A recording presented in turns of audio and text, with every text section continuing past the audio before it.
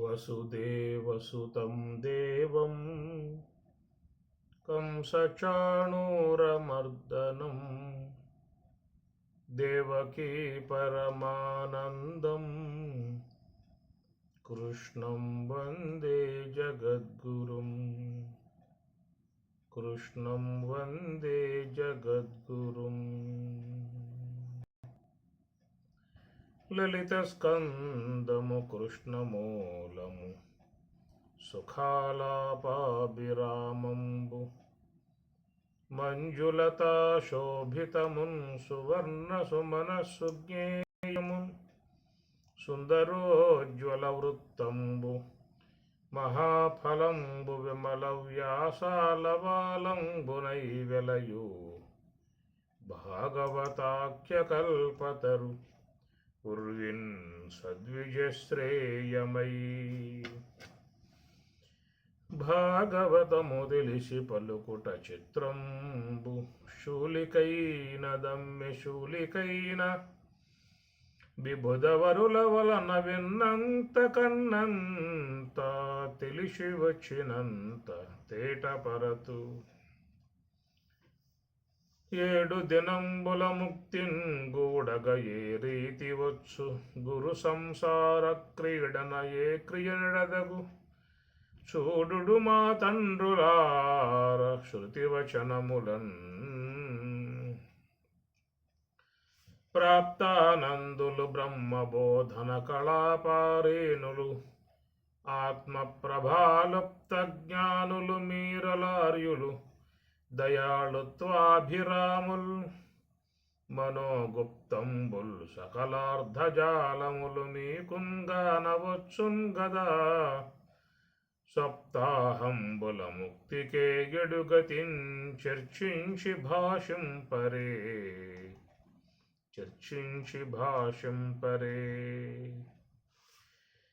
అని ఉత్తరానందనుండారిన వచనంబులకు మునులందరూ ప్రత్యుత్తరంబు విమర్శించునడ దైవయోగంబునా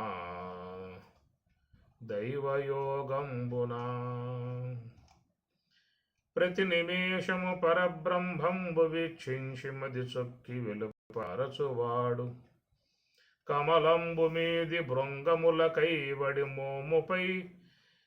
మోముపైన రచన కేశపటలివాడు గిరివ్రాసి మాయనంగీకరించని భంగి వసనంబు గట్టగవచ్చువాడు సంగిగాడని వెంట జాటు భూతములు నా బాలు రహాస శబ్దములవాడు మహిత పద జానుజంఘోరు మధ్యహస్తబాహు వక్షోగళానలపాలకర్ణ నాసికా గండమస్తక నయనయుగలుడు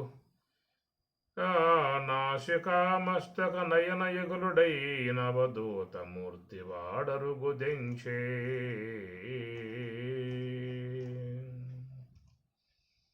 ఈ ప్రకారముగా పరీక్షణ మహారాజు జిజ్ఞాస గలవాడై సప్తాహంబుల ముక్తికి గడిగతిని చర్చించి భాషింపరే అని ఈ విధంగా మునులను ప్రాధేయపడుతూ ఉన్నాడు. ఆయన నాకు ఉన్నటువంటి ఆయువు కొద్దిలో లేక వారం అయితే మనం ఉండే అవకాశాలు లేవు. విశ్వంలోకి ఆకారం లేదేక, విశ్వంలో ఈ ఆకారం లేదు, ఈ భౌతికాయం లేదేక. కాబట్టి ఈ దేహం పరిచర్జన కాకముందే, దేహమును జడబడకముందే మోక్షం అనేటువంటి దాన్ని సంపాదించుకోవాల్సి ఉంటుంది. ప్రాక్ శరీర విమోక్షణాత్ స్వామి చెప్పినట్లుగా మరి అలాంటి ఆ జిజ్ఞాస మోక్షత్వం అనేటువంటిది ఉండాలి. ముఖ్యంగా అది రావాలి. దాన్ని వైరాగ్యము అంటారు, ముముక్షత్వం అంటారు, జిజ్ఞాస అని చెప్పని అంటారు. అది కూడా తీవ్రంగా అనేటువంటిది కూడా రావాల్సి ఉంటుంది. జగతి నారారు తత్వములకు అవ్వలనున్న తత్వంబు ఎవ్వడెరుగు శివుడు గురు రూపమున వచ్చి చెప్పకున్న నవ్యతర భోగి శ్రీ సదానందయోగి అని అన్నాడు మహానుభావుడు. జగతి నారారు తత్వములకు 36 తత్వాలు ఉన్నాయట మనలో. జగతి నారారు తత్వములకు అవ్వలనన్న తత్వంబు ఎవ్వడెరుగు. ఆ స్వరూపం అనేటువంటిది ఎవరికి తెలుస్తుంది? గురుడు శివుడు గురు రూపమున వచ్చి చెప్పకున్నా. ఆ జిజ్ఞాస ఉండాలి, వైరాగ్యం మోక్షత్వం ఉండాలి. ఉంటే మరి ఆ సర్వేశ్వరుడే ఒక మానవాకార రూపముగా వచ్చి చక్కటి జ్ఞానాన్ని ఆయన అందిస్తాడు. అట్లెక్కడ కూడా పరీక్షణ మహారాజు నిజమైనటువంటి ఒక వైరాగ్యాన్ని పొందాడు, జిజ్ఞాస కలిగి ఉన్నాడు. నాకెవరు ఈ చక్కటి మోక్ష మార్గాన్ని బోధించేది అనేటువంటి ఆ జిజ్ఞాస అనేటువంటిది ఉంది. కాబట్టే ఇక్కడ మరి యాదృచ్ఛికముగా శుక భగవానుల వారు ఆయన రావటం జరుగుతున్నది. అందువల్ల మోక్షాపేక్ష పట్ల ఒక మంచి వైరాగ్య భావం ఉండాలని చెప్పి అన్నారు. ప్రతి నిమేషము పరబ్రహ్మంబు వీక్షించి మది చొక్కి వెలుపల మరచువాడు. ఎలాంటి వాడు ఈ శుక భగవానుడు అని చెప్పనంటే, ప్రతి నిమేషము అనుక్షణం బ్రహ్మమును అవలోకన చేస్తూ ఉండేటువంటి అవధూత. ఒక్కసారి కనుక బ్రహ్మము యొక్క ఆనందాన్ని పొందిందా అని చెప్పనంటే మనస్సట అది రాదు అన్నారు. ఒక్కసారి బెల్లం యొక్క రుచి చూసిందా అంటే క్షేమ పదే పదే ఆ క్షేమ బెల్లాన్నే పట్టుకుని అల్లాడుతూ ఉంటుంది. ఆ ప్రకారంగా మనస్సు అనేది కూడా నిరంతరంగా ఆనందం కోసం పరితపిస్తూ ఉన్నది. ప్రతి ఒక్క మానవుని మనస్సు ఆనందాన్ని ఉద్దేశించే అది తారాట్లాడుతూ ఉంది, పరుగులు చేస్తూ ఉన్నది. దాంట్లో ఆనందం ఉందా, దీంట్లో ఆనందం ఉందా, దీంట్లో ఆనందం ఉందా, ఇది పొందితే ఆనందమా అనేటువంటి ఆనందాపేక్షతో ఈ మనస్సు అనేది నిరంతర అన్వేషణ. అది మరి ఆ ప్రకారంగా ఆనందాపేక్ష కలిగి ఉన్నటువంటి మనస్సు ఒక్కసారిగా మరి బ్రహ్మము యొక్క అవలోకన చేసిందా అంటే ఇక అది పదే ఇక ఆ వైపుకే పోతుంది. ఇక మనస్సు ఆడకే పోతుంది. అట్లా శుకుడు కూడా ప్రతి నిమేషము పరబ్రహ్మంబు వీక్షించి మది చొక్కి వెలుపల మరచువాడు. కమలంబు మీది భృంగముల కైవడి మోముపై రచన కేశపటలివాడు. శుకుని గురించి ఇక్కడ చక్కగా అందిస్తూ ఉన్నారు. గిరివ్రాసి మాయనంగీకరించని భంగి వసనంబు గట్టక వచ్చువాడు. మాయను కూడా శాసిస్తాడట. సంగిగాడని వెంట జాటు భూతములు నా బాలురహాస శబ్దములవాడు. ఈ ప్రకారంగా నిరంతరముగా బ్రహ్మముని అవలోకన చేస్తూ బ్రహ్మతత్వ అవలోకన శీలిస్తూ ఉన్నటువంటి శుకుడు మరి ఆ విధంగా మహానుభావుడు రావటంతో పరమానంద భరితుడై బెర్రితనము మాని విజ్ఞానమూర్తి అయి బ్రహ్మభావమునను పర్యటింప బిర్రియంచుచుకుని వెంటనే తెంతురు వెలదురర్భకులును బిర్రులగుచు. పాలము నేలమోపి భయభక్తులతోడ నమస్కరించి భూపాలకులోత్తముండు కరపద్మములన్ముకులించి నేడు నా పాలిటి భాగ్యమెట్టిదియో పావనమూర్తివి పుణ్యకీర్తివి. ఈ వేలకు నీవు వచ్చితివి వివేకభూషణ దివ్య భాషణ. ఆ ప్రకారంగా బ్రహ్మర్షి శుక భగవానుల వారు రావటంతో పరీక్షణ మహారాజుల వారు లేచి ఎదురేగి వచ్చేటువంటి శుక భగవానుల వారి పాదాలకు తన నుదురు సోకున్నట్లుగా ఆయించి నమస్కారం చేశాడు. పాలము నేలమోపి భయభక్తులతోడ నమస్కరించి, పాలభాగం అంటే నుదురు, నేల మోపి ఒక్కసారిగా వంగి నమస్కరించి భయభక్తులతోడ నమస్కరించి భూపాలకులోత్తముండు కరపద్మములన్ముకులించి రెండు చేతులు కూడా ఎంతో భక్తి భావనతో వినయపూర్వకముగా వినమ్రుడై రెండు చేతులు కూడా జోడించి బ్రహ్మజ్ఞానికి మనస్ఫూర్తిగా నమస్కారం చేస్తూ ఉన్నటువంటి విధానము. పద్మములన్ముకులించి నేడు నా పాలిటి భాగ్యమెట్టిదియో. జిజ్ఞాస కలిగి ఉన్నటువంటి వాడనై, ముముక్షత్వం పొంది ఉన్నటువంటి వాడనై, మరణానికి దగ్గర పడ్డటువంటి వాడనై ఉన్నటువంటి నాలో ఉన్న అపేక్షను గమనించి సాక్షాత్ సర్వేశ్వరుడే ఈ రూపకముగా వచ్చాడా అన్నట్లుగా నేడు నా పాలిటి భాగ్యమెట్టిదియో పావనమూర్తివి పుణ్యకీర్తివి. పావనమూర్తి నిరంతరముగా తత్వమునందు ఉండు మరి తత్వజ్ఞానిగా ఉన్నటువంటి అవధూతమూర్తి పుణ్యకీర్తివి. ఈ వేళకు నీవు వచ్చితీవి వివేకభూషణ దివ్య భాషణ. ఈ ప్రకారముగా మరి శుక భగవానుల వారు వేతించగా వారు భక్తిపూర్వక నమస్కరించి వారిని వేడుకోవటంతో మరి ఆయన యొక్క జిజ్ఞాస ఏ యొక్క భగవతత్వాన్ని వినాలనేటువంటి అపేక్ష ఉన్నదో అటు అపేక్షను అనుసరించి శుకుడు మరి భాగవత కథాంశాన్ని అందించటం జరుగుతుంది. ఈ ప్రకారముగా ఒక అవధూతమూర్తిగా ఉన్నటువంటి శుకుడు, బ్రహ్మజ్ఞానిగా ఉన్న శుకుడు బోధించినటువంటి అంశమే భాగవతం. అనేకమైనటువంటి అంశాలుగా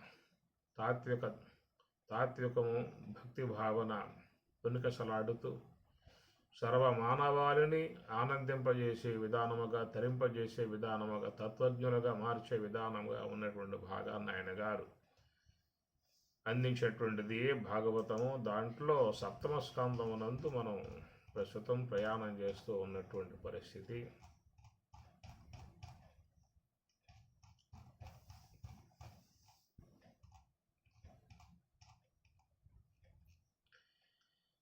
మహనీయ గుణ గరిష్ఠుల గుణముని శ్రేష్ఠులకు నిఖిల పురాణ వ్యాఖ్యాన వైఖరి సమేతుండైన సూతుండిట్లనియే అట్లు ప్రాయోపవిష్టుండైన పరిచ్ఛిన్నరేంద్రుండు శుకయోగీంద్రున్నవలోకించి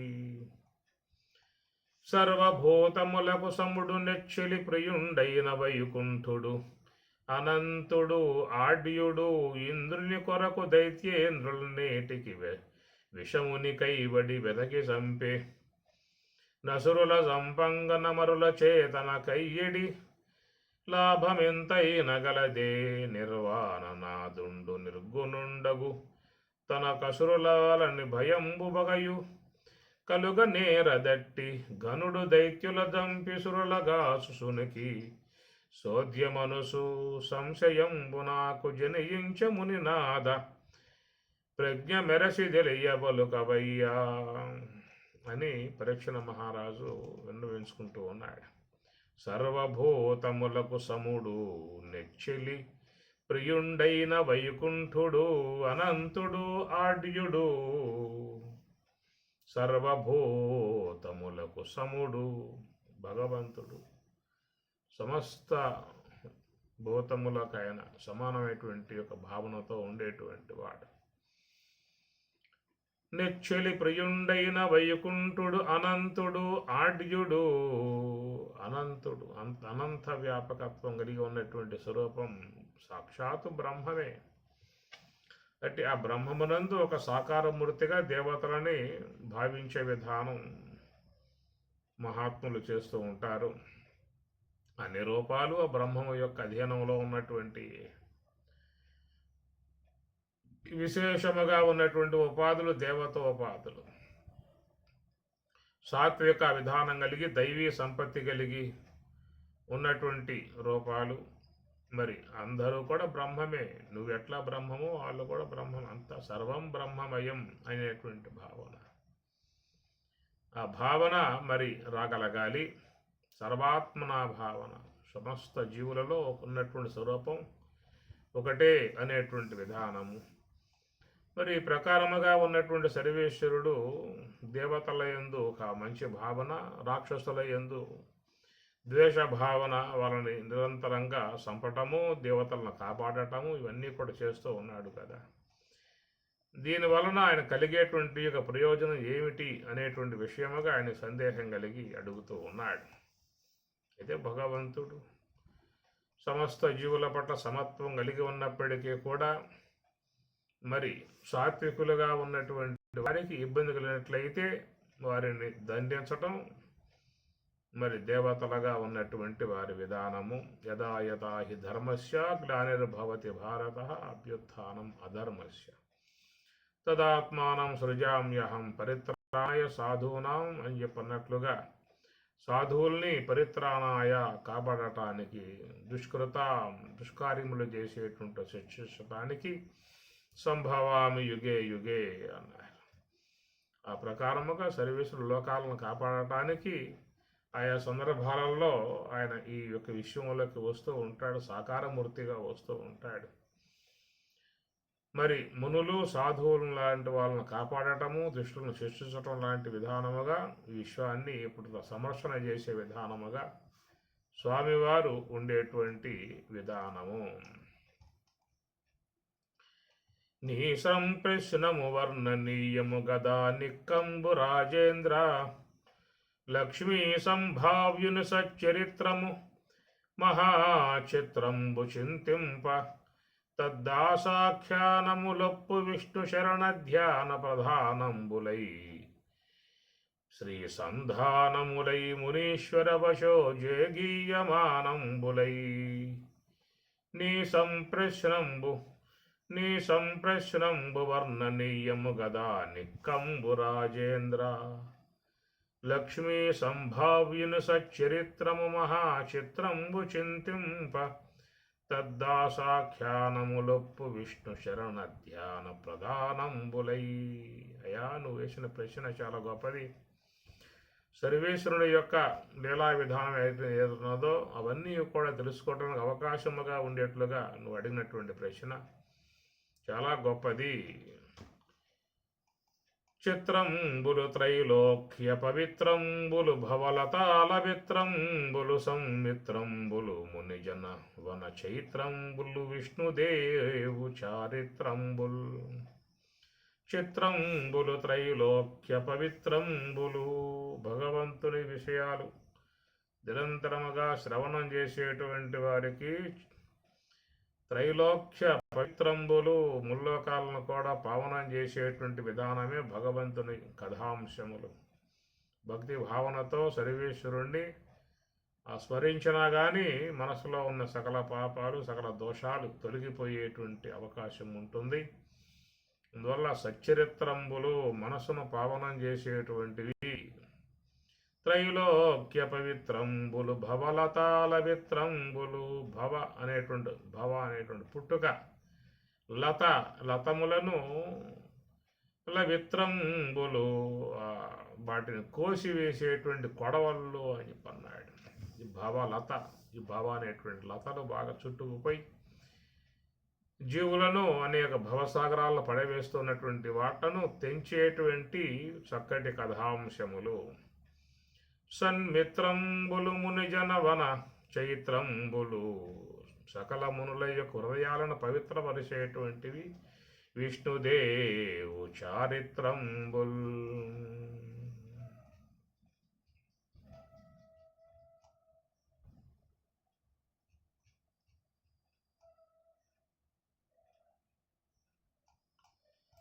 అలుకనైన జలిమినైన కామంబుననైన బాంధవముననైన భీతినైన దగిలి తలప నఖిలాత్ముడగు హరి చేరవచ్చు వేరు జేయడతడు.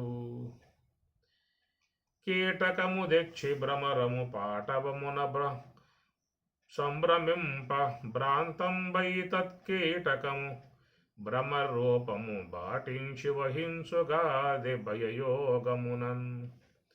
కీటకము తెచ్చి భ్రమరము పాటవమున సంభ్రమింప భ్రాంతంబై, కీటకం ఒక పురుగు తీసుకొచ్చి ఆ గూట్లో పెట్టి జుంకారం చేస్తూ ఉంటుంది తొమ్మిద. ఆ జుంకారం చేసినప్పుడు దాన్ని భయముతో చివరికి ఆ కీటకము కూడా మరి ఆ భ్రమరముగా మారిపోయేటువంటి విధానం సృష్టిలో అద్భుతమై ఉన్నటువంటి ప్రక్రియ. ఆ కీటకం కూడా ఆకుపచ్చలో ఉండేటువంటి పురుగు అన్నమాట. ఆ పురుగులు పట్టుకొచ్చి బుడు కట్టి ఆ గూట్లో దాన్ని పెట్టి చుట్టూ జుంకారం చేస్తూ ఉంటే ఆ జుంకారాన్ని వింటున్నటువంటి ఆ పురుగు చివరికి భ్రమరముగా మారి అది వెళ్ళిపోతుందని. ఆ ప్రకారముగా మరి తద్భ్రాంతం వై కీటకము భ్రమరూపము పాటించు వహింసుగా అది భయయోగమునన్. ఆ ప్రకారముగా నిరంతరముగా మరి ఈ భగవత్ సంబంధమై ఉన్నటువంటి విషయాలు అధ్యయనం చేసేటువంటి వారు కూడా చివరికి తదాకారముగా అయిపోయేటువంటి విధానము ఏర్పడుతుంది. కామోత్కంఠిత గోపికల్ భయమునన్ కంసుండు వైరక్రియా సాగ్రిన్ శిశపాల ముఖ్య నృపతుల్ సంబంధులై వృష్ణులున్ ప్రేమన్ మీరలు భక్తి మేము నిధి చక్రిన్ గంటి మెట్లైన నుద్ధామధ్యాన గరిష్ఠుడైన హరిజందన్ వచ్చు దాత్రీశ్వరా. భక్తి తత్వాన్ని భక్తి భావన అంశాన్ని ఇక్కడ బోధిస్తూ ఉన్నాడు. కామోత్కంఠత గోపికల్ ఇక్కడ ఏమంటాడంటే ఉద్ధామధ్యాన గరిష్ఠుడైన హరిచందన్ వచ్చు. ఉద్ధామధ్యాన విక్కుటమై ఉన్నటువంటి ఒక మనస్సు అట్లాగా లగ్నమైపోయినట్లయితే ఒకే తదాకారముగా మనస్సు అనేది అట్లాగా ఉండిపోతుంది. ఒక్కొక్క విధానములో ఒక్కొక్కరు మనస్సు తన్మయత్వమును చెందే విధానముగా వచ్చేటువంటి భావన. కామ ఉత్కంఠత గోపికల్ ఆ గోపికలు ఎప్పుడు కూడా రెండవ ఆలోచన లేకుండా నిరంతరముగా కృష్ణ పరమాత్మ మనసు లగ్నం చేసి ఆయన్నే స్మరిస్తూ ఉండేటువంటి విధానము. మనస్సులో ఇంకా రెండు ఆలోచన లేదేక. తస్మాత్ సర్వేషు కాలేషు మాం అనుస్మర. తస్మాత్ సర్వేషు కాలేషు యోగయుక్తో భవార్జున అని స్వామి చెప్పేటువంటి మాట. నీకు ఏది సౌలభ్యంగా ఉంటే నువ్వు ఆ మార్గంలో ప్రయాణం చేయమని చెప్పి అర్థం. తస్మాత్ సర్వేషు కాలేషు మాం అనుస్మర, అది నీకు సులభముగా ఉండేటువంటి మార్గం అయితే దాన్నే అవలంబించు అన్నాడు. తస్మాత్ సర్వేషు కాలేషు యోగయుక్తో భవార్జున, నీకు యోగ మార్గం సౌలభ్యంగా ఉన్నట్లయితే నువ్వు ఆ మార్గాన్ని అవలంబించు. అయితే ఆ మనసు అనేది ఎట్లా ఉండాలంటే తైలధారామివాచ్ఛిన్నం దీర్ఘగంట నినాదవతో అని ఎట్లా ఉండాలి మనస్సు భగవంతుని పన్నట్లయితే తైలధార అన్నారు. తైలధార నూనె యొక్క దార, దానికి తెంపు ఉండదు. అది నీరైతే మధ్య మధ్యలో తెంపు బొట్లు బొట్లు పడే అవకాశం ఉంటుంది. తైలధార ఉన్నది ఎంత సన్నగా దార పడ్డా కానీ తెంపు లేకుండా అది కారతా ఉంటుంది.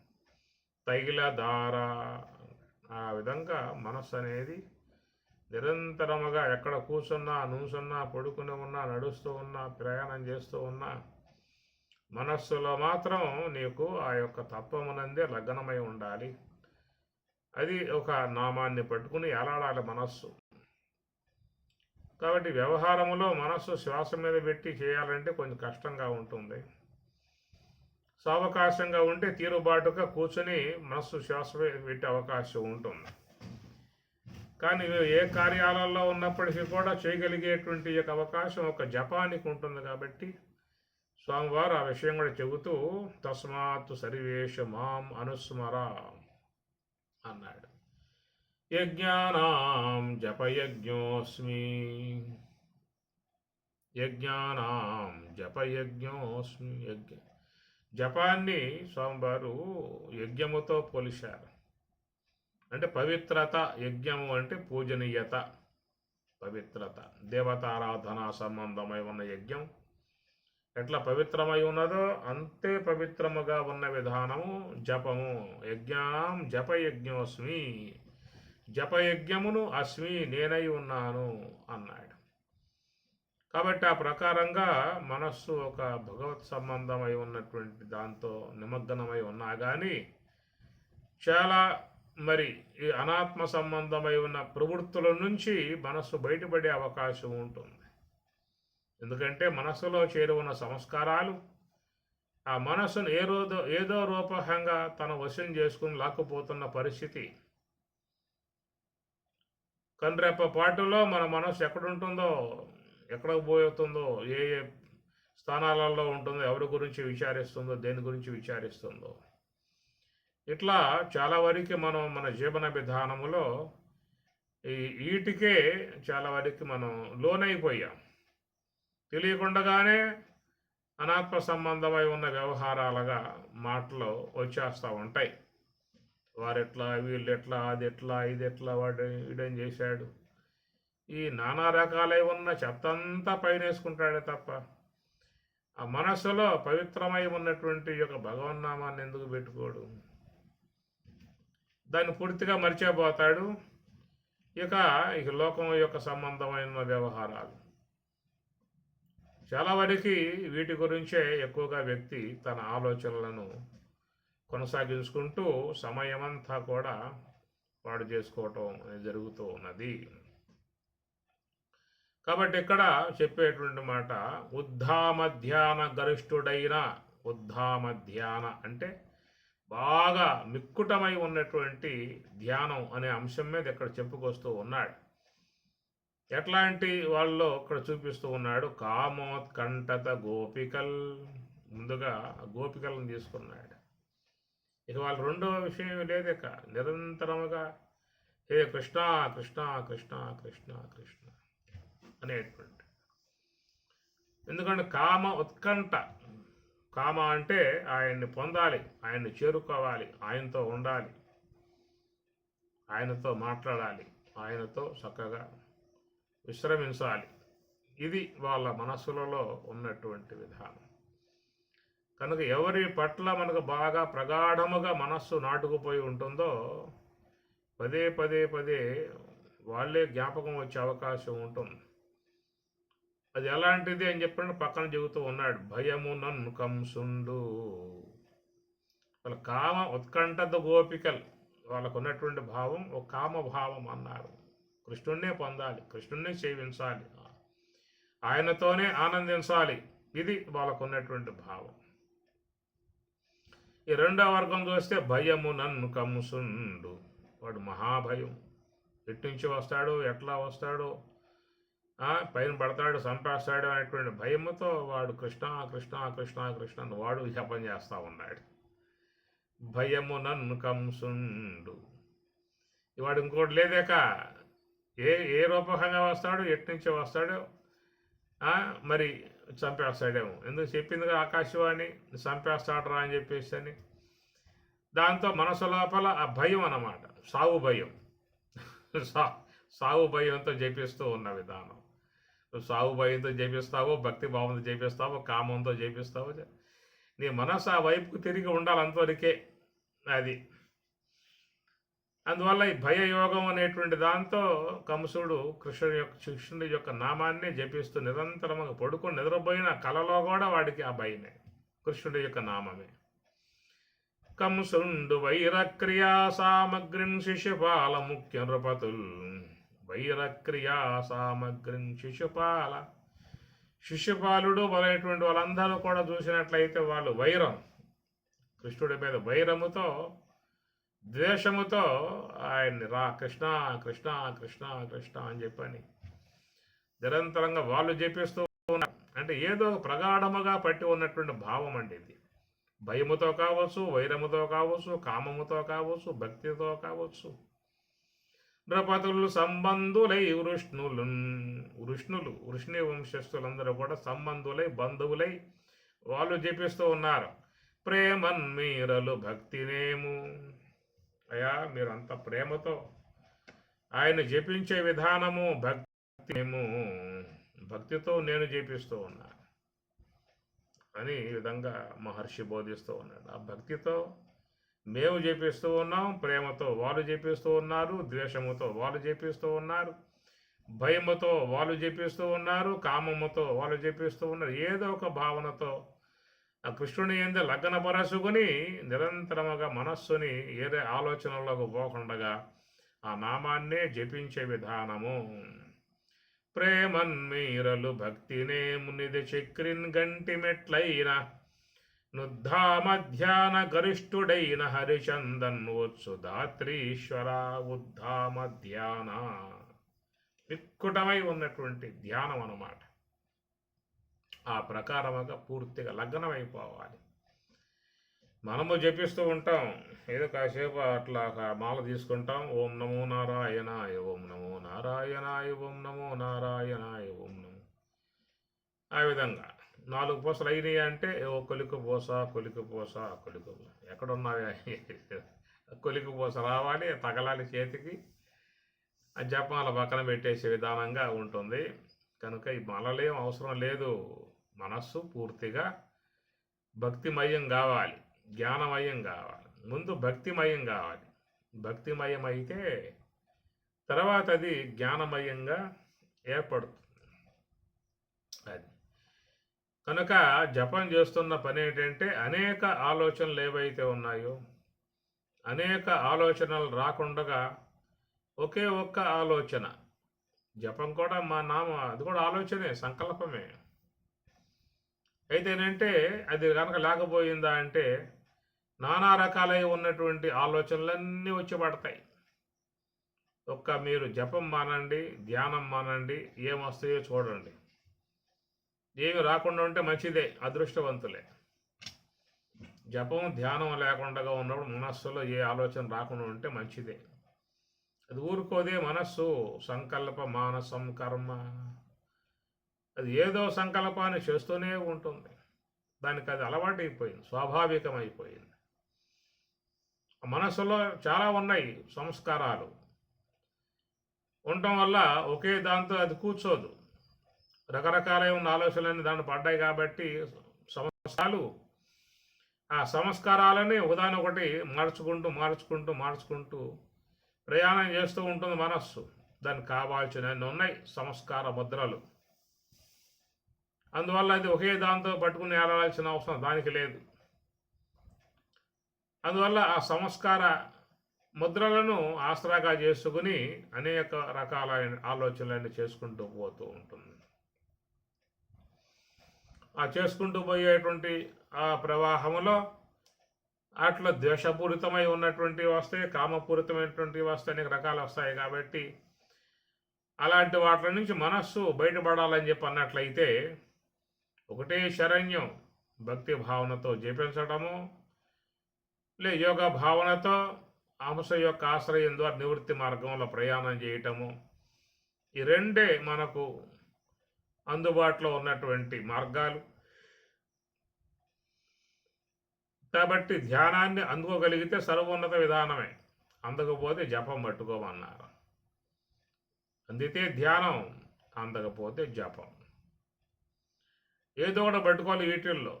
లేకపోయిందా అంటే అది పట్టుకుంటుంది. నానా రకాలై ఉన్న ఆలోచనలన్నీ అది చేర్చి అది పెట్టుకుంటుందా. ప్రస్తుతం అందరిలో జరుగుతున్నటువంటి విధానం ఇదే. ఉదయం లేచింది మొదలు పడుకోబోయేదాకా ఏం చేస్తుందా అంటే మనస్సు నానా రకాలై ఉన్నటువంటి ఆలోచనలన్నీ చేస్తూ ఉన్నది. మరి ధ్యానం చేద్దామంటే ఎంతసేపు కూర్చుంటాం? ఓ పావుగంట కూర్చుంటాం, అరగంట, గంట అయిపోయిన తర్వాత ఇక మళ్ళా బయటపడతాం, బయటకు వచ్చేస్తాం. ఎక్కడి నుంచి ఇక ఆలోచనల ప్రవాహమే మనలో కొనసాగుతూ ఉండే పరిస్థితి. దాని నుంచి మనసును కాపాడుకోవాలి అని చెప్పన్నట్లయితే జపాన్ని తప్పనిసరిగా పట్టుకోక తప్పదు. ఈ విధంగా వీళ్ళందరూ కూడా ఒక్కొక్కరు ఒక్కొక్క భావనగా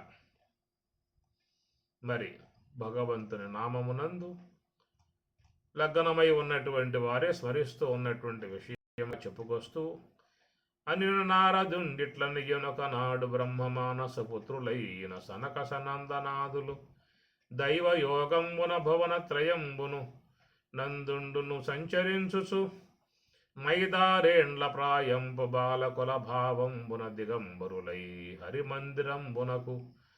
హరిమందిరమునకు వచ్చి చొచ్చునెడ మొగసాలనున్న పురుషులిరువురు వారలను చూచి. సనక సననాది మునులు నిరంతరంగా బ్రహ్మమానస పుత్రులుగా ఉన్నటువంటి వారు దైవతత్వ భావనతో నిరంతరం సంచరించేటువంటి వారు ఒక రోజున వైకుంఠానికి వేతించి వైకుంఠనాథం దర్శించుకునే ఉద్దేశంతో రాగా మొగసాలనున్న పురుషులిరువురు వారలనుచి డెంబకుల నర్గల విశ్రంబకుల రమాదినాద సల్లాప సుఖారంబకుల ముక్తమానస దంబకులం దొరనీయక తరిమిరధిపా. డెంబకుల చిన్న వయసులో ఉన్నటువంటి వారు, అనర్గల విశ్రంభకుల రమాదినాద సల్లాప సుఖారంభకుల నిరంతరముగా రమాదినాద సర్వేశ్వరుని ఎందు మనసు పెట్టి ధ్యానం చేసేటువంటి వారు, ముక్తమానస దంబకులం జొరగనీయక తరిమిరధిపా. వైకుంఠంలో ప్రవేశింపబోతూ ఉంటే అడ్డు తగిలి వారిని వైకుంఠంలోకి పోనివ్వకుండా వాళ్ళని నిరోధించారు. వారించిన తమకంబున వారింసుక విష నిలువలేక వడిదిట్టిరి దౌవారికుల అసురయోనిన్ అవారితులై పుట్టుడనుసు వసుధాదీశ. మరి ఆ ప్రకారంగా వారిని నిరోధించి వైకుంఠనాథం దర్శనం కానివ్వకుండా అడ్డుపడి వారిని దూషించారు. వారించిన తమ కంబున వారింసుక నిలువలేక వడి తిట్టిరి. ఒక సందర్భంలో మానవులలో కలిగేటువంటి యొక్క ఆవేశం అది ఎంతవరకు పోతుందని చెప్పనంటే వారు ఎలాంటి వారై ఉన్నారనేటువంటి విచక్షణ జ్ఞానం కూడా లేకుండా ప్రవర్తించేటువంటి పరిస్థితి ఏర్పడుతుంది. మరి ఆ వైకుంఠమునందు ఉన్నటువంటి ద్వారపాలకులుగా ఉన్నటువంటి విజయులు అనేటువంటి వారు వీళ్ళని దూషించారు, నిందించారు. వడి తిట్టిరి దవ్వారికుల నసుర యోనిన్ వాని వారి తొలై పుట్టుడనుసు. ఆ విధంగా వారిని దూషించటం కారణముగా అయ్యా మీలాంటి రజస్సు తమస్సు కలిగి ఉన్నటువంటి యొక్క స్వభావ వారు ఇక్కడ ఉండే అంత అర్హత గలవారు కాదు. కాబట్టి మీరు చేసినటువంటి కార్యానికి మీరు అసుర యోనులో పుట్టండి అని చెప్పేసి వారిని శపించటం జరిగింది. ఆ ప్రకారంగా వాళ్ళు శాపానికి గురై ఇక వారు పదచ్యుతులై పడిపోతూ ఉండగా వారిని ప్రార్థిస్తే నల్ల మునులు కనికరం గల వారై 3 జన్మలలో మీరు వైరులై శ్రీమన్నారాయణునికి వైరులై తిరిగి మరలా వైకుంఠాన్ని చేరుకుంటారని చెప్పేసేసి అని వాళ్ళు అనుగ్రహించిన విధానము.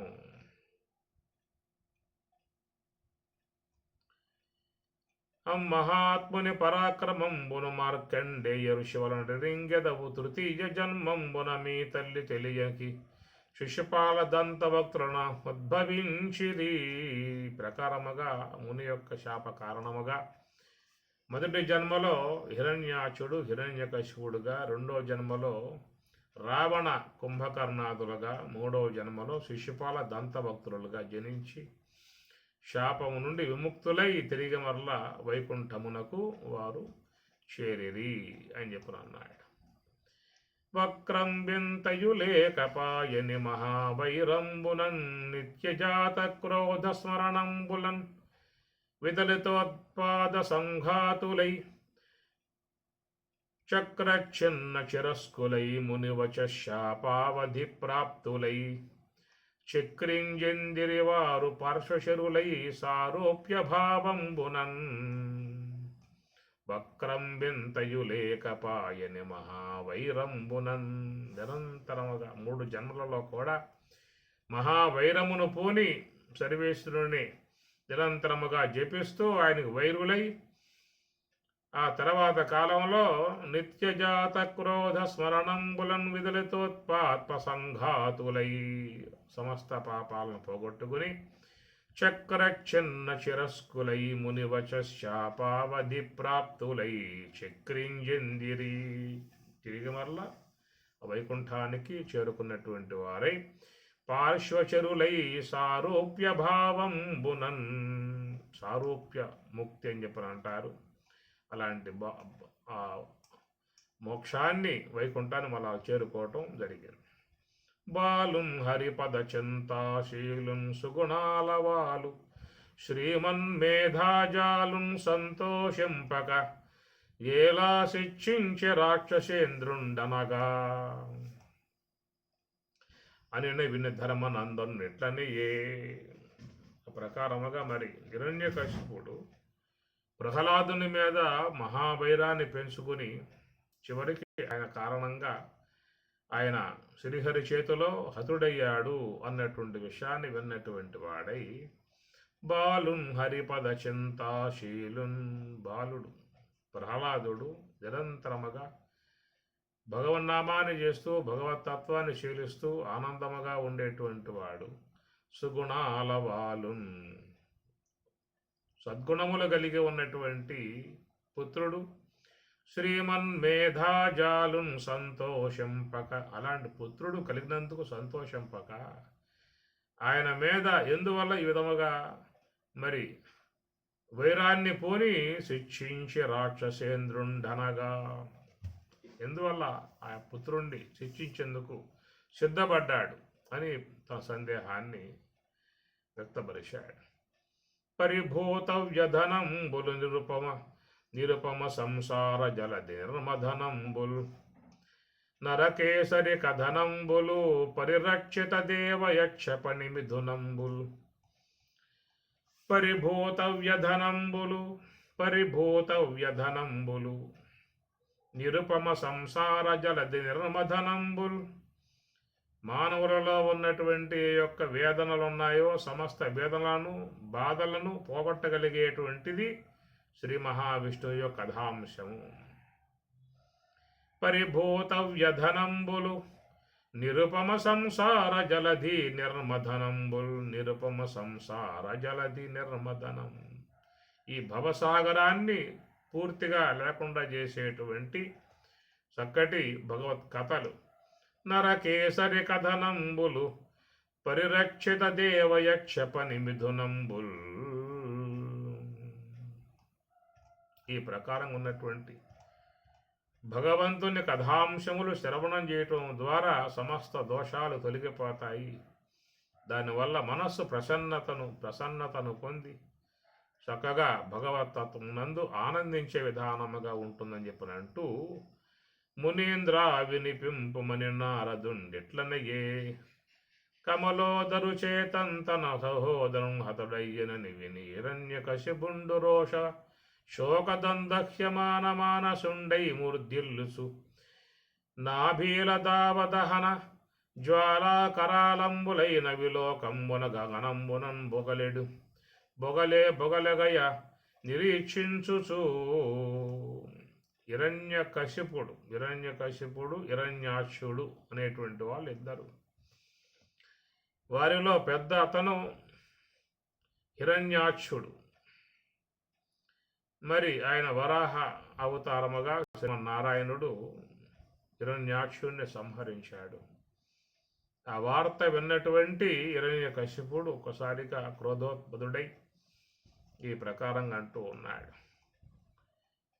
సభా మండపంబు నిలువంబడి త్రిమస్తక త్రిలోచన శకుని శంబర శతబాహు నముషి హయగ్రీవ పులోమ విచిత్ర చిత్రముకులైన దైత్యదానములను అవలోకించి ఇట్లనియే నాకుందమ్ముడు నీకు నెచ్చిలి రణన్యాయైక దక్షుండు బాహా కుంఠీకృత దేవయచ్చుడు హిరణ్యాక్షుండు వానిన్ మహాసౌకర్యాంగము దాల్చి దానవ వధూ సౌకర్యములున్ నీరుగా వైకుంఠుండు వధించిపోయినట ఈ వార్తా స్థితిన్ వింటిరే. నాకుందమ్ముడు నీకు మెచ్చెలి, నాకు తమ్ముడు, మీకందరికీ కూడా స్నేహితుడు. రణన్యాయైక దక్షుండు, యుద్ధరంగమునందు చక్కగా పోరాడగలిగేటువంటి పరాక్రమశాలి. బాహాకుంఠీకృత దేవయక్షుడు హిరణ్యాక్షుండు వానిన్ మహాసౌకర్యాంగము దాల్చి, అలాంటి మా తమ్ముణ్ణి మహాసౌకర్యాంగంబు దాల్చి అనగా శోకర రూపముగా వచ్చి దానవ వధూ సౌకర్యములు నీరుగా వైకుంఠుండు వధించిపోయెనట. ఆ ప్రకారంగా హిరణ్యాక్షుణ్ణి సంపిపోయినటువంటి విధానము ఈ వార్తాస్థితిని వింటిరే అని తన సభాముఖముగా అందరితో మాట్లాడుతూ ఉన్నాడు. భుజశక్తి నాతోడ పోరాడ శంకించి మున్నీట మునిగిన మునుగొగాక అలయించి పెనగున అచల సంభ్రమమున కెరగి వెన్నిచ్చిన నిచ్చుగాక జగడంబు సైపక సౌకర్య కాంక్షి ఎయ్యల కింద నీగిన నీగుగాక క్రోధించి ఎటుగాక కొంత పౌరుషమున హరిభంగి నడరుగాక కఠిన శూలదార కంఠంబు బిదలించి వాని శోణితమున వాడి మెరసి మత్సహోదరునకు మహిదర్పణము చేసి మెరసి వత్తు మీకు మేలు దెత్తు. భుజశక్తి నాతోడ పోరాడ శంకించి మున్నీట మునిగిన మునుగుగాక. ఏ వైకుంఠుడు ఉన్నాడో ఆ వైకుంఠుడు ఏంటంటే యొక్క శ్రీమన్నారాయణుడు నా భుజశక్తికి భయపడిపోయి పోరాడ శంకించి మున్నీట మునిగిన మునుగుగాక. సముద్రాల్లో దాక్కుంటాడేమో, అట దాక్కున్నా కానీ వదిలిపెట్టే విధానం కాదు. అలయించి పెనగున యచల సంభ్రమమున కెరగి వెన్నిచ్చిన నిచ్చుగాక. ఈ పద్యములో దశావతారాలు వస్తాయి. ఇక్కడ మున్నీట మునిగిన మునుగుగాక ఇది మత్స్యావతారం. అలయించి పెనగున యచల సంభ్రమమున కెరగి వెన్నిచ్చిన నిచ్చుగాక. మత్స్య వరాహం అంటే అప్పట్లో వరాహ రూపముగా ఉన్న అవతారము. కెరగి వెన్నిచ్చుగాక జగడంబు సైపక సౌకర్య కాంక్షి అయ్యల క్రింద నీగన నీగుగాక. వరాహ అవతారం ఇది. క్రోధించెటుగాక కొంత పౌరుషమున హరిభంగిన నడరుగాక. ఇది నరసింహావతారము.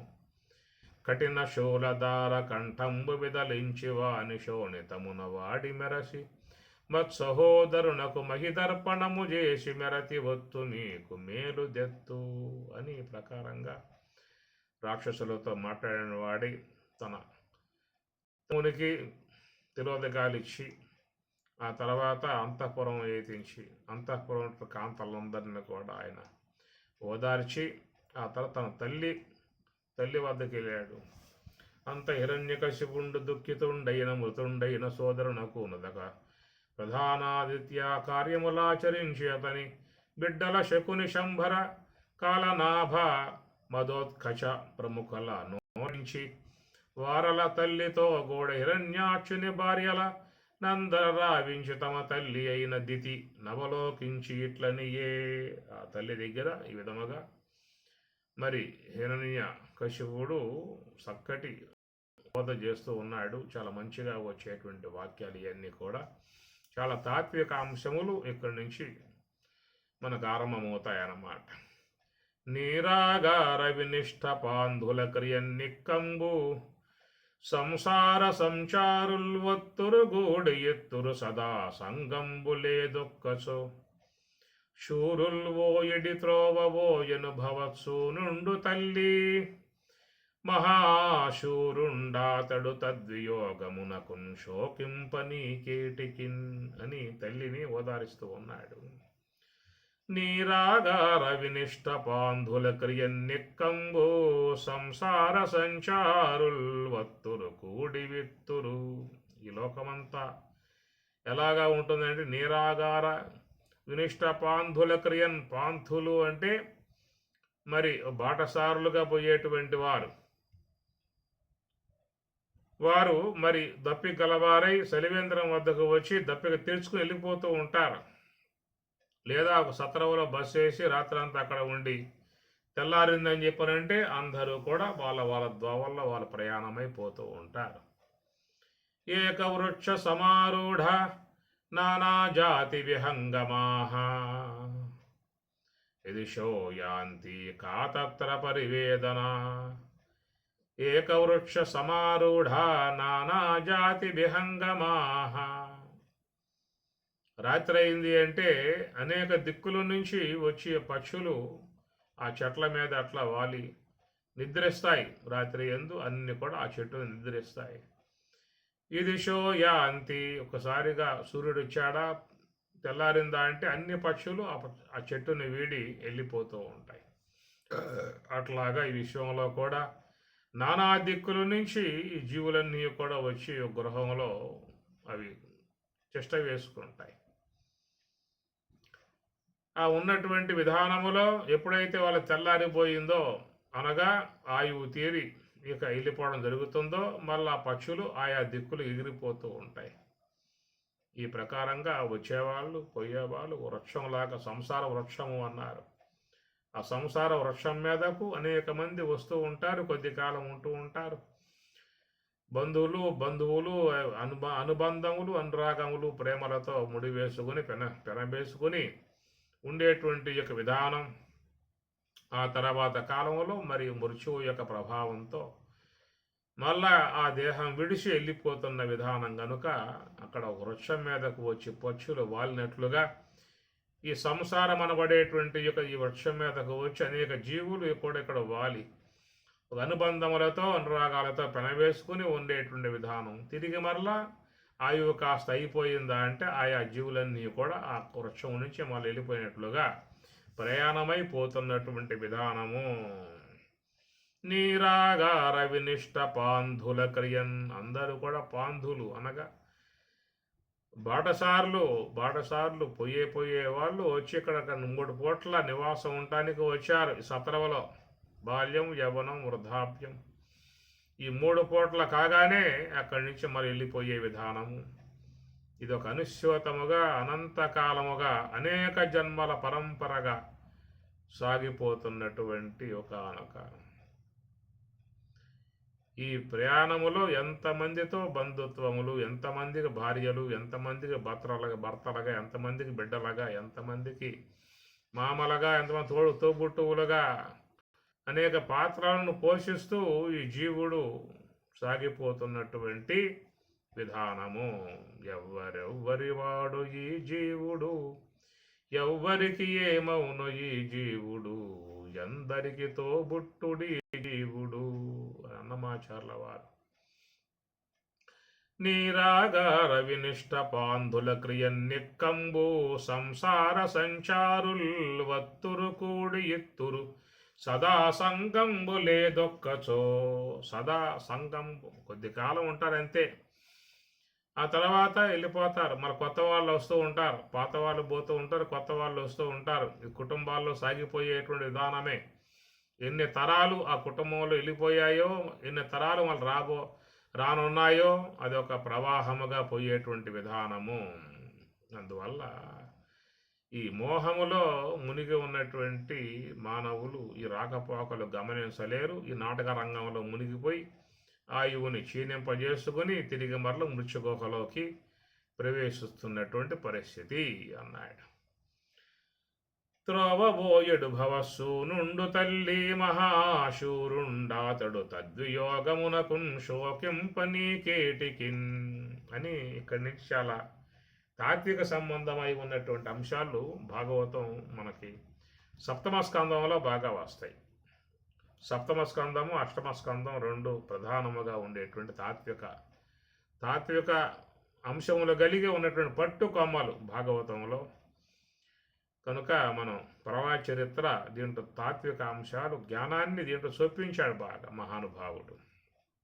ఎంతెంత జ్ఞానము అది ముందు మనం పోతే అర్థమవుతుంది.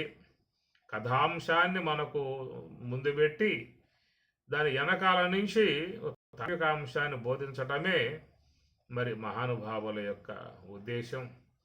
ఎందుకంటే మనకు ఈ కథలు అనేటువంటి వాటి యందు మక్కువ అనేది బాగా ఉంటుంది. తాత్విక అంశం నేరుగా తినాలంటే వినలేరు. కొంచెం రంగరించి తేనెలో రంగరించి మెడిసిన్ మందుని ఇచ్చినట్లయితే తీయగా మెడిసిన్ ఆ మందుని సేవించినట్లుగా ఈ భవవ్యాధికి ఉన్నటువంటి మెడిసిన్ అద్వైత భావన, జ్ఞాన భావన. దాన్ని నేరుగా అందిస్తే గ్రహించేటువంటి శక్తి లేదు కాబట్టి అలాంటి వారికి ఈ కథాంశాన్ని చూపిస్తూ కథలో ఉన్నటువంటి అనేక భంగిమలను చూపిస్తూ మనసును రంజింపజేస్తూ దానిని ఆనందింపజేస్తూ మనసుని ఈ తాత్వికమును ఎక్కించటమే మహాత్ముల ఉద్దేశము. కాబట్టి భాగవతం అనేటువంటిది ఆ కోవలో జరుగుతున్నటువంటిది. ప్రళయ చరిత్రలో వచ్చేటువంటి అంశాల గురించి మనం ముందు మళ్ళీ మాట్లాడుకునే ప్రయత్నం చేద్దాం. ఓం సహనాభవతు సహనౌ భునక్తు సహ వీర్యం కరవావహై తేజస్వినావధీతమస్తు మా విద్విషావహై. ఓం శాంతి శాంతి శాంతి. హరి ఓం తత్సతు. శ్రీ గురుభ్యో నమః. హరి ఓం తత్సతు.